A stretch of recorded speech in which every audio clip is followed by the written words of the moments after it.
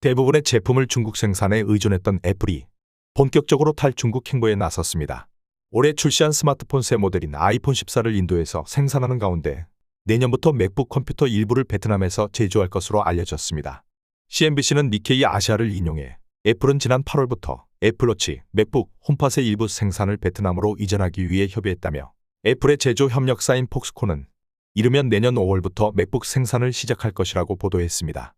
대만 폭스콘은 애플의 최대 위탁 생산 업체입니다.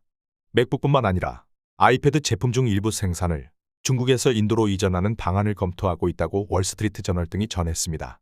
애플워치 역시 베트남으로 생산 이전을 추진 중이고 아이폰 14는 이미 지난 9월부터 인도에서 제조하고 있다고 공식 발표했습니다. 중국 정부의 제로 코로나 정책에 영향이 큰 것으로 알려졌는데요. 폭스콘의 정저우 공장은 제로 코로나 탓에 노동자들이 탈출하면서 공장 가동이 멈추는 사태가 발생했고 이는 중국 내 제조 불확실성을 극도로 키운 계기가 됐습니다.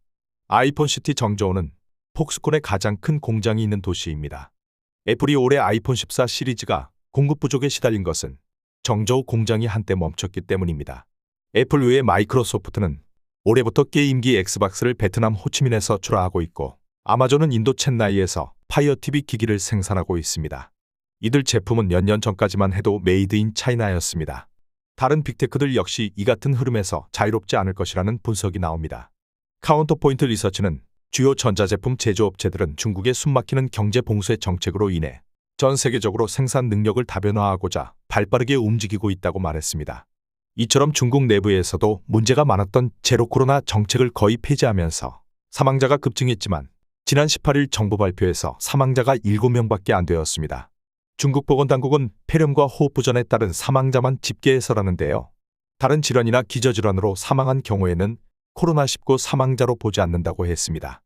이에 미국 국무부는 중국의 경제 규모를 고려할 때 중국 내 전염병의 영향으로 전 세계적으로 매우 우려하고 있다고 전했습니다. 중국 외교부 대변인은 지난 3년 동안 중국 정부가 인민의 우월성, 생명우선 그리고 자국의 상황을 바탕으로 대다수 국민의 이익에 부합하는 예방 정책을 수립했었고 현재는 새로운 변화에 따라 경제 및 사회 발전을 더 조율하기 위해 예방 및 통제 조치를 최적화하고 있다고 전했습니다. 관련 내용에는 수많은 댓글이 달렸는데요. 일부만 살펴보겠습니다. 미국에서 전염병으로 그렇게 많은 사람들이 죽었는데 뻔뻔하게 이런 말을 하다니. 미국은 중국에 이런 얘기를 할 자격이 없어. 미국은 전염병을 다루는데 너무 엉망이었어.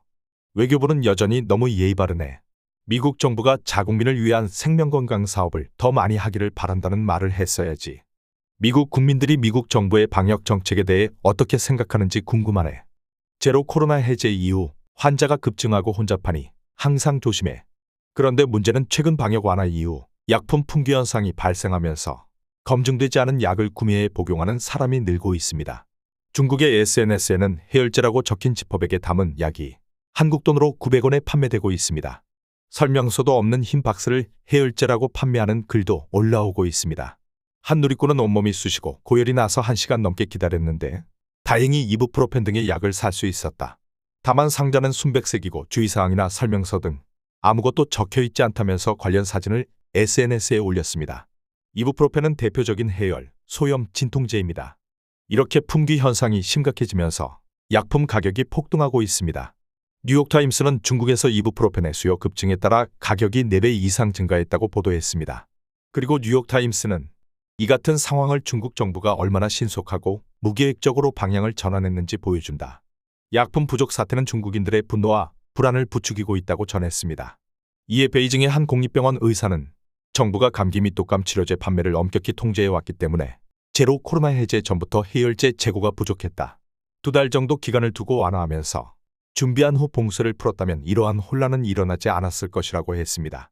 중국 경제 매체 차이시는 전국에서 의료 자원이 가장 많이 집중된 베이징에서조차 병원은 만실이고 해열제는 동났다고 전했습니다. 그리고 중국에서 외국 해열제 직접 구매 사례가 늘면서 일부 국가에서도 품귀 현상이 나타나고 있습니다. 대만은 대만인이 해열제를 대량 구매해 해외로 반출하면서 품귀 현상이 나타나고 있으니 해외 배송 자제를 당부하고 있는 상황입니다. 어서 지긋지긋한 코로나에 신경 쓰지 않는 세상이 되었으면 합니다. 시청해 주셔서 감사합니다.